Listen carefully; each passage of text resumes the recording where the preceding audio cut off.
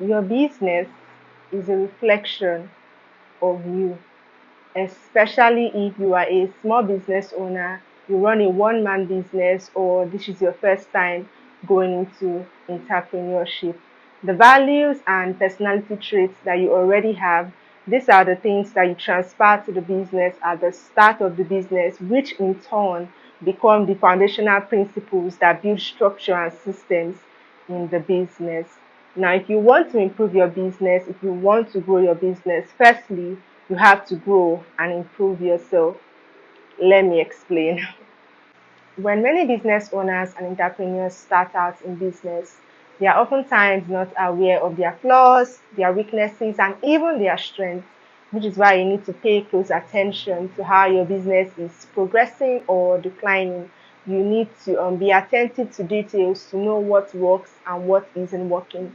If you have bad customer relationship skills, you will often notice in the customers or prospective clients that you relate with, in their feedback and the way that they respond to you, you would have an inkling that you probably said something that wasn't right, or you need to work better on your approach.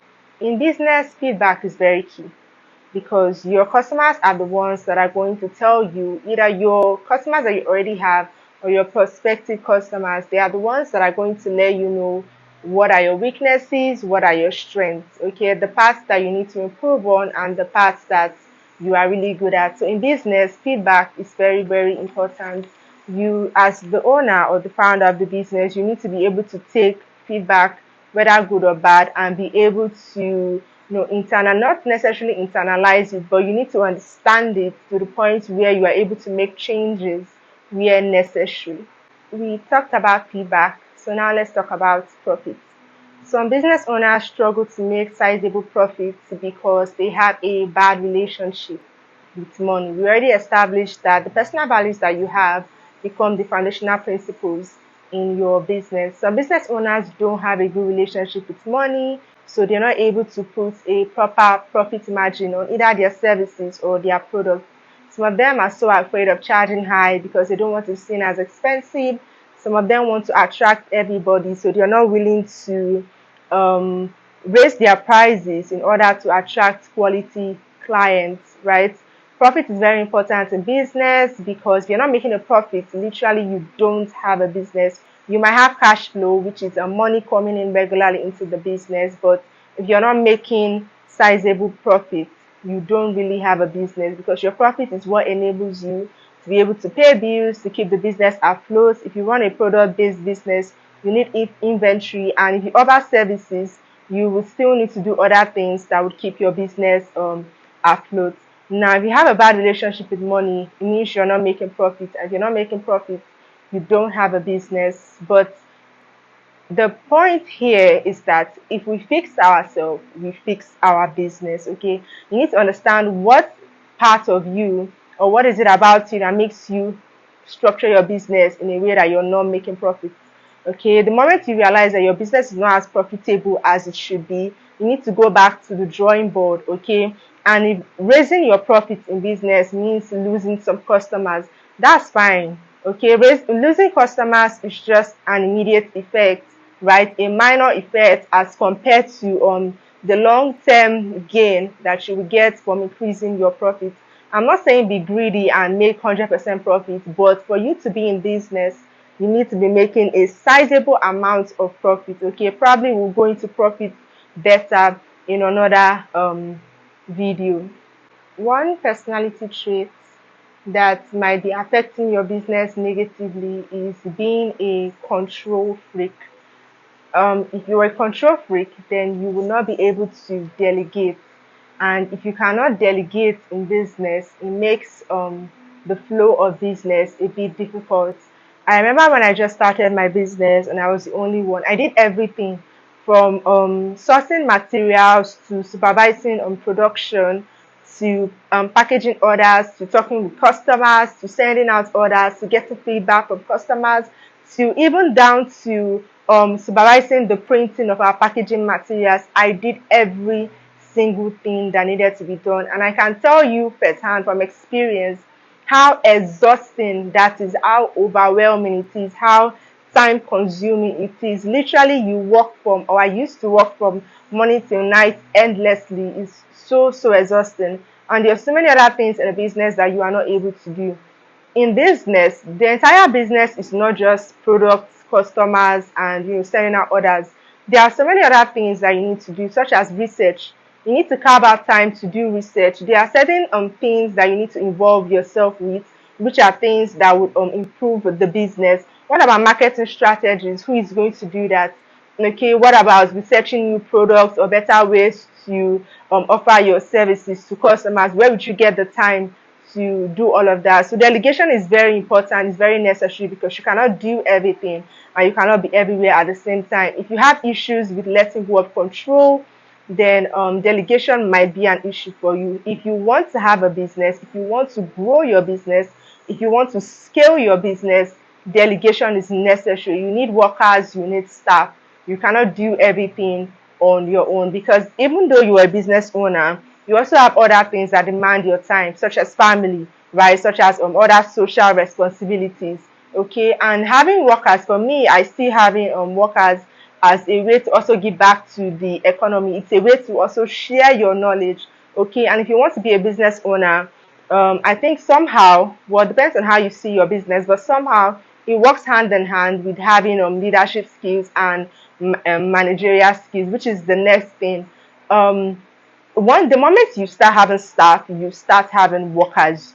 You need to improve yourself to become a better leader, to become a better manager. If you don't have leadership skills and you hire staff, you hire workers, your business will begin to struggle. Okay, you might even notice a decline, because now you have hired people that you cannot lead. You have hired people that probably are not willing to serve you, because if you have no leadership skills, you may also not have hiring skills, so you may not be able to notice or pinpoint people that would be a great advantage to your business. Hiring actually covers a lot of things. First of all, you yourself, as the owner and the founder, you need to know and understand your business vision, mission, okay, for you to be able to hire people that align with where you are headed. Okay, you need to know what you're looking for. Okay, you need to understand the kind of person that you want to work with. As much as you want to hire people that you think are good for the business, you also want to hire people that you can relate with. Okay, you also want to hire people that you as a person, you are able to work with, especially if this is your first staff, especially if it's your first hiring experience. Okay, you don't want to hire someone that probably has a bad attitude. Some people are really good at doing their jobs, but they don't have a welcoming personality. Also, it depends on the role that you are hiring the person for. If the person is going to be in customer service, you want to look out for personality traits like patience, like understanding. Okay, is the person soft spoken? Can the person be persuasive? These are the things that you need to look out for. If the person is in charge of procurement, okay, there are certain things that you also want to look out for. Depends on the area that you are hiring the person for, depends on the job description. The moment you start having staff is the moment that you need to sit up. If it's just you, you can act however you want and get away with it. But the moment you have staff, the moment you have workers, the moment you have people who are looking up to you to see how to do their own job, then you need to do better than how you have previously acted. Your staff and workers might come in, very hyped and ready to do their job.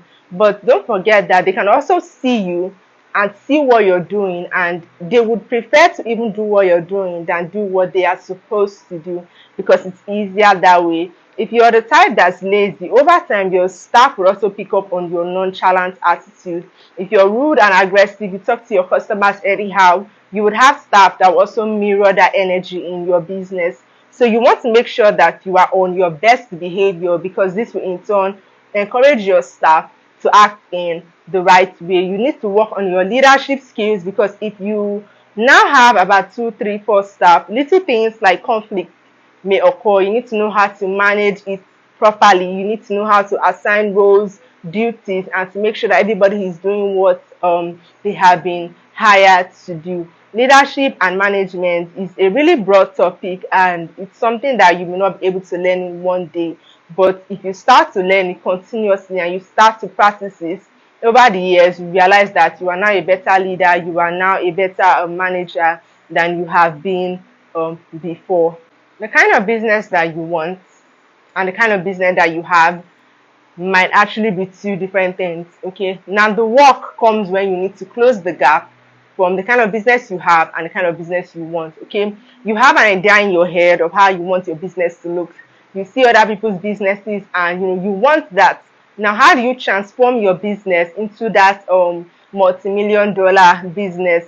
That is where the real work comes in. Why do you think business owners travel for trip why do you think business owners go for seminars? Why do they go for conferences? It's in an effort to grow themselves. It's an effort to improve themselves. It's an effort to learn. It's an effort to be better than what you have been before. Some business owners, I even think, they are really good at what they do. I see them go ahead as going to business school, right? It's all in an effort to improve on what you already know, because the world is ever evolving. You can never reach the peak.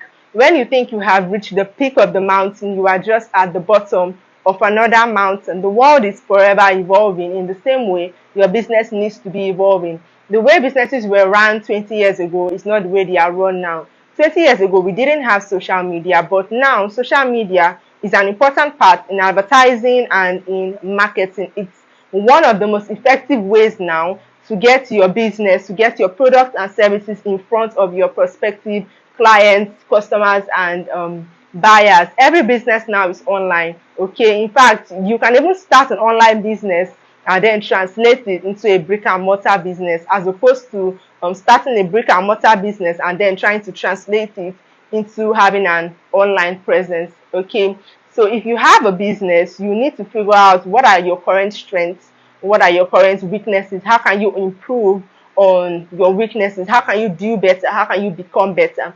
Even your staff that you have, be sure to take back feedback from them. Okay, there are things that your staff notice. Okay, you might not always be at your business place, you might not speak to every customer, but your staffs are there. Okay, they relate with customers, they see how the business is run, and they may notice things that you don't notice. So if you have about 4 or 5 staff or more, every once in a while, probably once a month or once in 3 months, let everybody sit down and have a discussion. Okay, round table discussion. What are the things they have noticed? What are the things that needs to be fixed?